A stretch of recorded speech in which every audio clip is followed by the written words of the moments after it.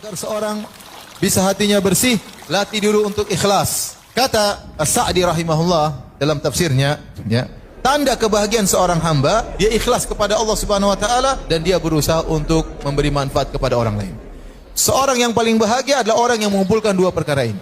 Dia ikhlas kepada Allah dan dia berusaha memberi manfaat kepada orang lain. Sekarang kita bicara ikhlas. Orang ikhlas itu apa? Orang yang tidak mengharap pujian orang lain.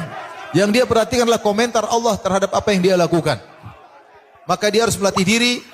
Perhatikan niat dia, saya lakukan ini kenapa? Karena Allah. Saya umrah kenapa? Apakah ingin agar dipublish, untuk diposting, atau karena Allah? Harus perhatikan niat. Saya ikut pengajian di sini kenapa?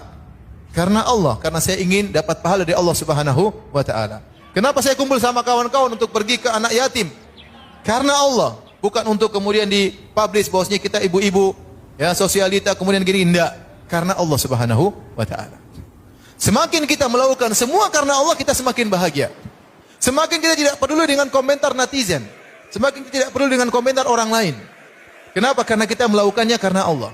Seorang dai, kalau dia sudah karena Allah Subhanahu wa taala, yang mau hadir depan dia 1000 orang dengan 5 orang tidak ada bedanya bagi dia. Bagi dia, dia menyampaikan agama Allah Subhanahu wa taala. Yang dia cari komentar Allah Subhanahu wa taala.